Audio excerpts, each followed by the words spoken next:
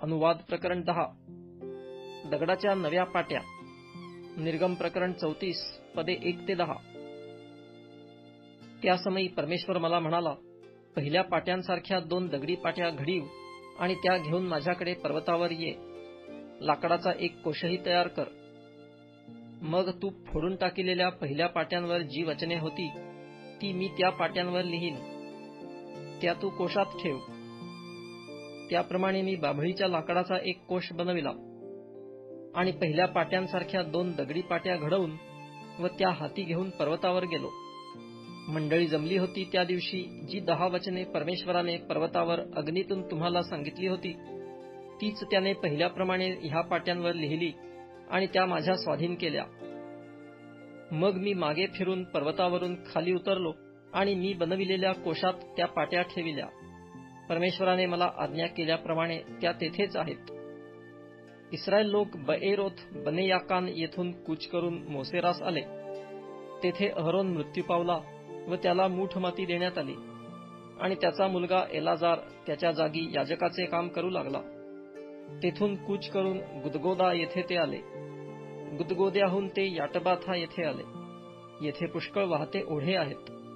परमेश्वराच्या कराराचा कोश वाहण्यास, परमेश्वरासमोर उभे राहून त्याची सेवा करण्यास व त्याच्या नावाने आशीर्वाद देण्यास त्या समयी परमेश्वराने लेवी वंशाला वेगळे केले. ते आजवर चालू आहे. ह्यामुळेच लेवीला त्याच्या भाऊबंधांबरोबर काही वाटा किंवा वतन मिळावयाचे नाही. तुझा देव परमेश्वर ह्याने त्याला सांगितल्याप्रमाणे परमेश्वरच त्याचे वतन आहे. मी पहिल्याप्रमाणेच 40 दिवस व 40 रात्री पर्वतावर राहिलो आणि ह्या खेपेसही परमेश्वराने माझे ऐकले, कारण तुमचा नाश करण्याची परमेश्वराची इच्छा नव्हती.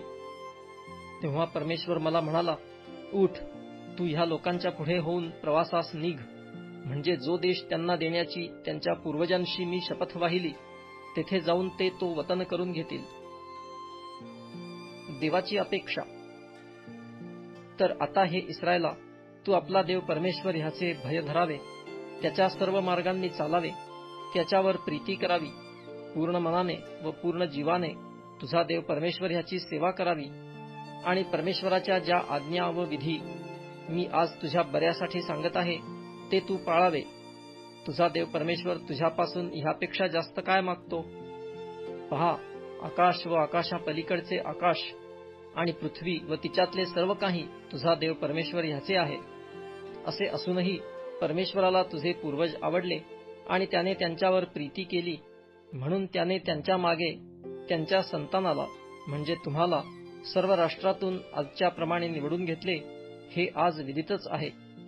म्हणून तुम्ही आपल्या अंतःकरणाची सुनता करा आणि ह्यापुढे ताठ मानेचे राहू नका, कारण तुमचा देव परमेश्वर हा देवाधिदेव, प्रभूचा प्रभू, महान, पराक्रमी व भययोग्य देव असून तो कोणाचा पक्षपात करीत नाही किंवा लाच घेत नाही. तो अनाथ व विधवा ह्यांचा न्याय करीतो आणि परदेशीयांवर प्रीती करून त्याला अन्न वस्त्र पुरवितो. तुम्ही परदेशीयांवर प्रीती करावी, कारण तुम्ही सुद्धा मिस्र देशात परदेशीय होता. आपला देव परमेश्वर ह्याचे भय बाळग, त्याची सेवा कर, त्याला धरून राहा आणि त्याच्याच नावाने शपथ वाहा. तो तुला स्तुतीचा विषय आहे. तो तुझा देव आहे आणि ही जी महान व भयानक कृत्ये त्याने तुझ्यासाठी केली ती तू डोळ्यांनी पाहिली आहेत. तुझे पूर्वज मिस्र देशात गेले तेव्हा ते 70 जण होते, पण आता तुझा देव परमेश्वर ह्याने तुझी संख्या आकाशातील ताऱ्यांप्रमाणे बहुगुणित केली आहे.